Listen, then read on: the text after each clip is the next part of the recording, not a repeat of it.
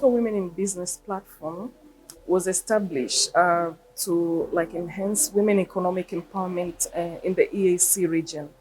It is formed and withdraws its mandate from Article 121, 122 of the EAC Treaty. Yes, so that is all about women economic empowerment.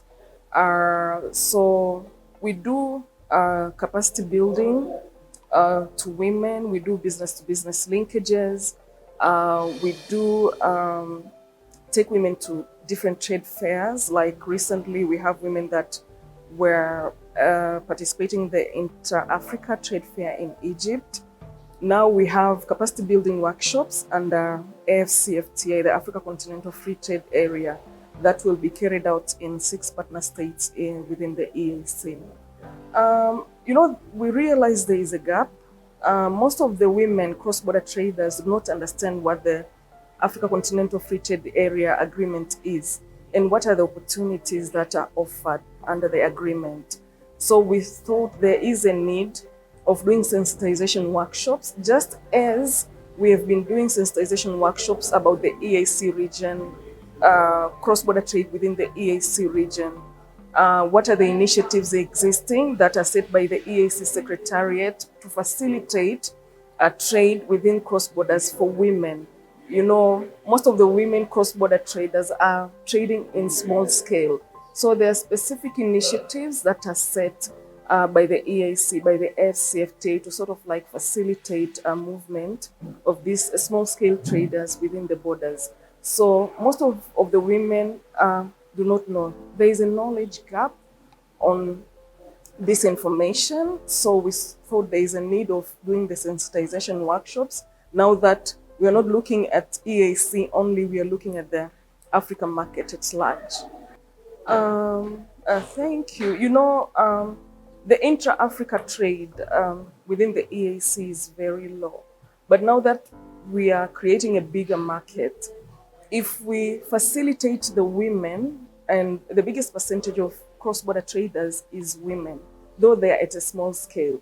We are looking at growing economies of scales, improving in economic situations like conditions of women, economic empowerment of women. And as when you empower the women, you empower the society. So we expect that to have like a ripple impact across the society from the grassroots level. So that's sort of like create opportunities for small scale traders to grow, to have more factories whereby people will be employed, to have a bigger market where people will be able to sell their products across the African continent. So in that way, the economies of scale will grow, the intra-Africa trade will improve, will grow, as we expect that gradually the trade barriers, the taxes will be reduced in a period of like 10 plus years. So business will sort of like grow that way gradually as we expect trade barriers to be removed. I can just give you an example. We have concluded like border visits in 3 OSBPs, that is Namanga, Busia, and Malabra. There are some challenges that are cross-cutting, but there are unique challenges in each border. So after these border visits, we developed a matrix that highlights all the different challenges that are faced by women in cross-border trade.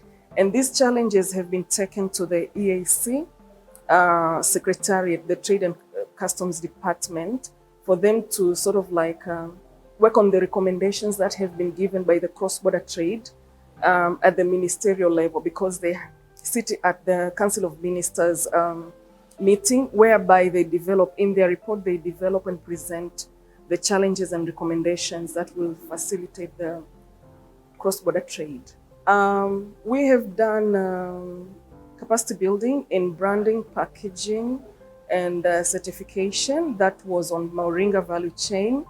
And we have had the Moringa Association of Uganda being formed as a result of that project. We have seen the women in Moringa value chain grow. They have been able to interact with their counterparts in Kenya, in Kenya and Tanzania. and now they are trading.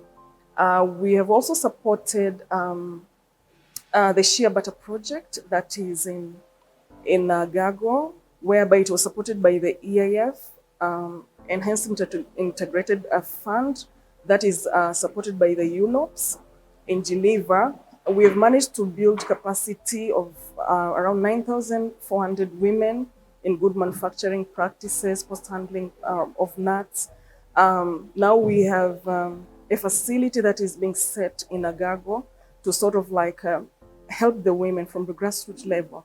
For those who are able, farmers, to take their products, sell it to the cooperative, they earn something from the grassroots. From the processors, they can take the nuts, process, package, and then sell it to the international markets. Because the facility, we have an equipment from Germany that sort of like processes the shea to the required international standards. That means we are moving from the traditional way of extracting the shea nut to the modern ways that sort of like conserve the medicinal value of the Nilotica shea that is available only in the world, in northern Uganda and South Sudan.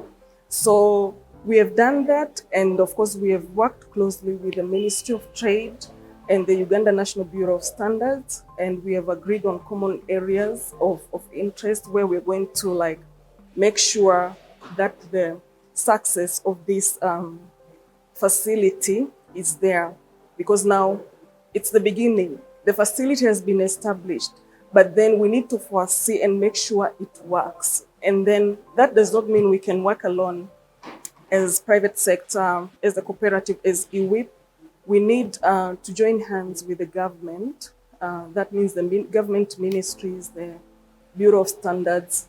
Yes, because we are looking into like, now the facilities there, they need to be certified. The shea that is going to be produced under the cooperative needs to be certified by the UNBS for them to be able to trade within the country and outside. I think it's important for the private sector to engage with the government, for us to be able to sort of like work on the trade barriers that are limiting the women from doing trade within our borders. So I will urge us to join hands together with the government for us to make sure that this thing, instead of like being it in writing about FCFTA, about the EAC regional trade, we make it work.